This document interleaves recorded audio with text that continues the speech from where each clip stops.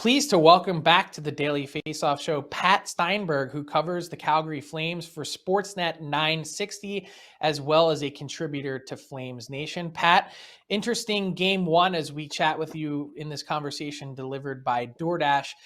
Low scoring affair, and you look at it, the Calgary Flames really seem to be quite comfortable in a 1-0 game. What stood out to you when you look back at game one last night?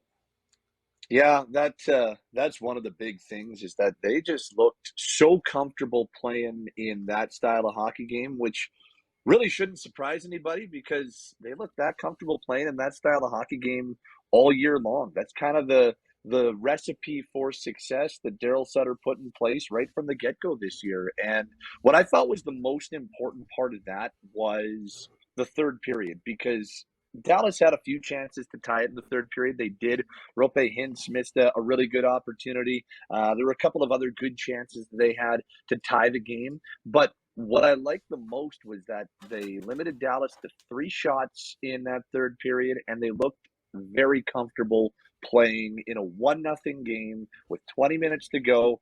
And it's not like they panicked. It's not like when the game opened up for about 2 or 3 minutes there, they let it get away on them. They got back to their structure. They got back to their belief system. And that was a really good game one. And it's funny, a lot of people on our post-game show on Tuesday night afterwards were calling in and texting in and talking about how it reminds them of game one 3 years ago against Colorado, where they won, they shut out the Avalanche, and then we all know what happened. The Avs won 5 in a row. But the difference is that game one in 2019, the Flames are just okay.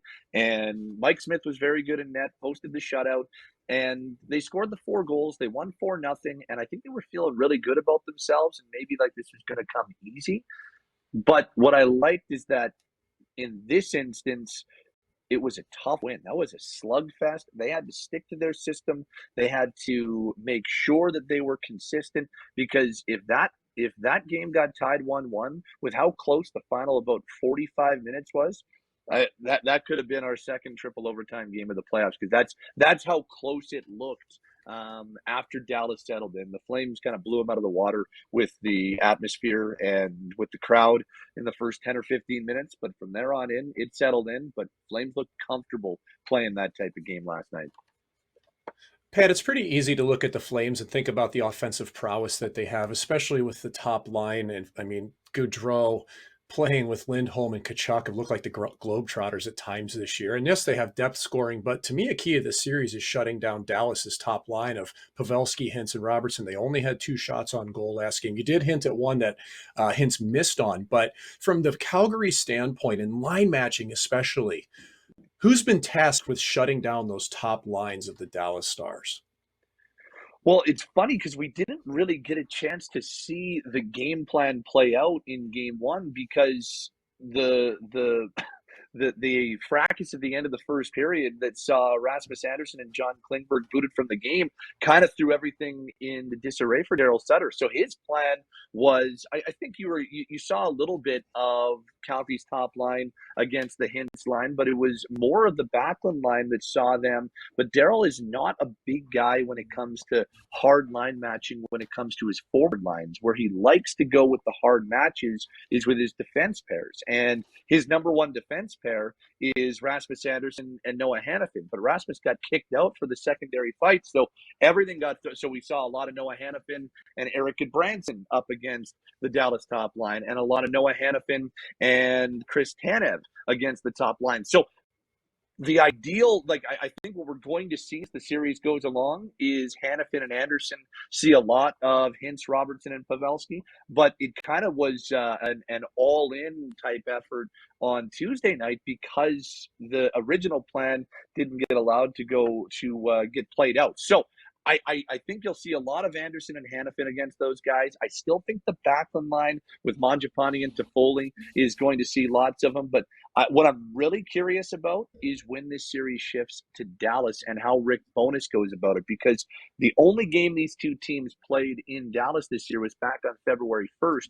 And Rick Bowness aggressively chased the Hintz line versus the Lindholm line. They played like it was almost 11 minutes of 15 5-on-5 minutes. The Lindholm line saw the Hintz line. So Daryl's not as big on chasing those matchups, but Bonus really aggressively went after it when they played in Dallas. Now that was 4 months ago, but I am 3 months ago, but I'm curious to see if that's the same game plan. But what I think you can be sure of, because I don't think Rasmus Anderson's getting another game misconduct in this series, I would imagine a lot of Anderson and Hannafin going up against the Hintz line. And they got better. That Hintz line got better as the game went along. The most noticeable guy for me was definitely Pavelski.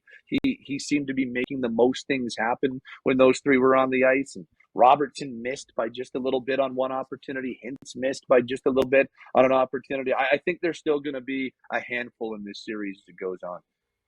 Yeah, no doubt about that. Pat, great insight as usual. You can listen to Pat on Sportsnet 960. Flames talk from 4 to 7 Mountain Time, Monday to Friday. I'll be on with Pat this evening breaking down Game 1. Game 2 goes on Thursday night.